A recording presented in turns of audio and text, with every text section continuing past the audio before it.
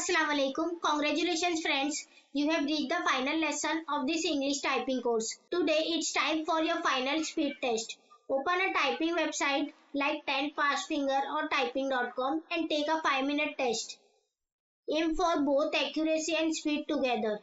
Your target is at least 30 words per minute with good accuracy. Don't panic if you make mistake, just keep typing and trust your practice.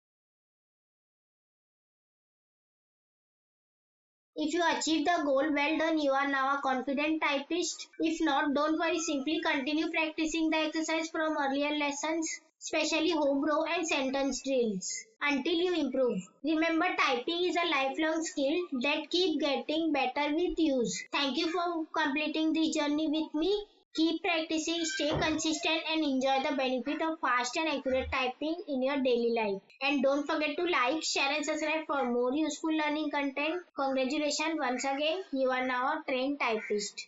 Thank you for watching.